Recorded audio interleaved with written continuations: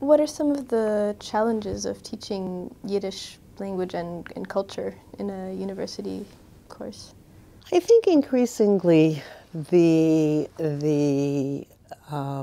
challenge is the lack of historical awareness that young people have today.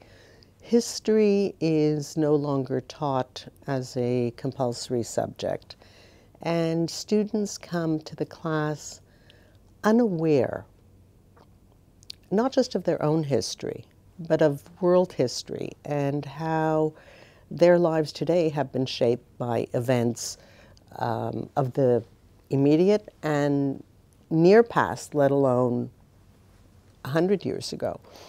And so trying to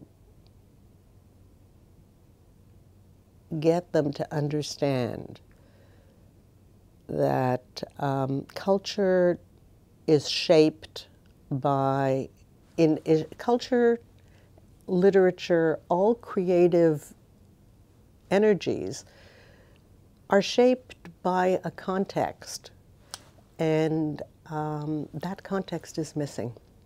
That context is missing. And so I spend a lot of time, I am going to be teaching a course on the history of the shtetl, and co-teaching a course on Yiddish film. And just in order to broaden their minds and their experiences so that they can understand what happened, why happened, and what was all this incredibly dynamic and exciting creative outpouring that occurred from the middle of the 19th century on. Where was it coming from? What was it a result of? What was it in response to? What were the ideas? What were the dreams? What was the anger? What was... That has to be understood.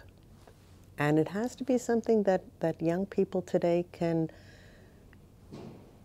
grab onto and say, hey, this is mine. There's something there for me. It speaks to me. It's relevant to me today. And that's what I really try to do, is create that relevance and that understanding of the passion that erupted from the mid-19th century on.